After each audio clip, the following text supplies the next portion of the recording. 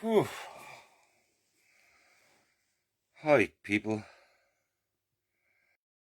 Steve at Six Live. And today, I just want to maybe reassure a few people about getting the vaccination, or jab as I call it. And it is something I personally did for a particular reason, because I foresee that when they open up some air routes, I suspect that they will only allow passengers carrying a COVID vaccine passport. I got mine done for that reason. I feel quite safe at home and been locked down, but I need to get away, and this is my way to do that. And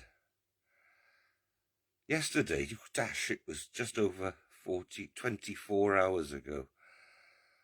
I had a letter last week, and I drove, just 10 minutes to the vaccine station in Pentwyn Leisure Centre, and two guys at the gate told me where to park quite pleasantly, and I had my walking stick with me, and a very pleasant lady said, right, okay, thanks, sit here and answer a few questions, which I did to the lady on a computer. Went to sit down on a chair. Now, if you'd have seen the post I put up, I actually videoed the business end of it. Jab didn't hurt, but I only sat there a few minutes, and a friendly face said, you got to come in, and an extremely nice guy, gentleman, yes, trainee doctor, whose enthusiasm for the job I found quite refreshing, actually. You might see in the video that I posted at the top of Blind and Gwent Matters page that the guy that effected my jab was a bloody good egg, and as I understand it, that's what they like. All of them, they're there to do a job and try and keep people alive. Now, I got home and I had a Zoom meeting for 2 hours yesterday evening, so I was a bit tired, and waking up this morning, an all day, I've just felt a bit rough, a bit lethargic, tired, and a bit of a dull headache. Well, it's nothing particularly unusual about this kind of event, though it's only it's a small minority of cases that have any sort of ill feeling after or the day after. But I do know for sure that I might feel like this for 48 hours. But what's 48 hours to feel a bit better, and then even more determined to get my second jab in time?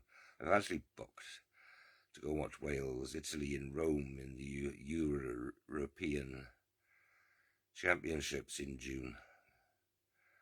And frankly, without having the two jabs, I don't think I'll be allowed to go. And with the jabs, you're talking now, March, April, May, June, 3 months away.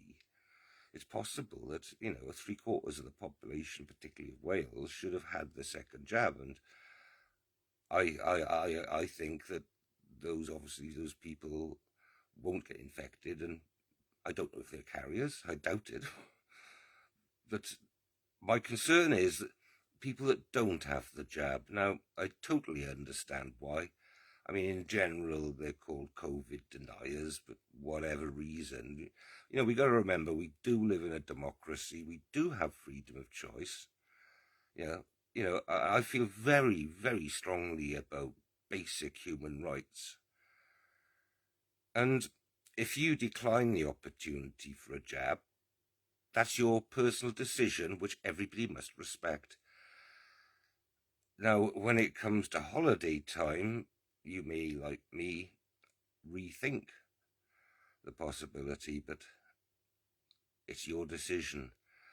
I see in 3 months' time, as I say, 3/4 of the population of Wales should have had the second jab, which means that a quarter may not have. Of that, I don't know, 10%, maybe 20%, I don't know, may decline to have the jab. Now, I see in 3 months' time that those are the people that are going to be vulnerable for catching this plague.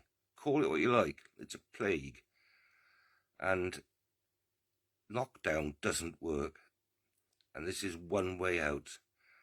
You know, we've got to, I mean, I get so angry about this government meeting every 3 weeks to tell people what they want to do next. They met last Friday and there'll be another 3 weeks of lockdown, level 4. Unnecessarily. Absolutely mad. All the figures say otherwise. We should be on level 2, even level 1. The pub should be open safely. But that's my personal opinion. And I must say that, yeah, my experience of the jab was not unpleasant at all. I hardly felt a thing, as you probably saw in the previous video. And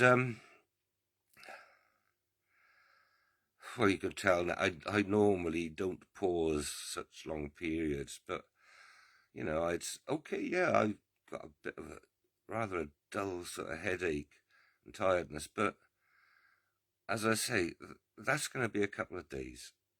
So make your mind up what you want to do.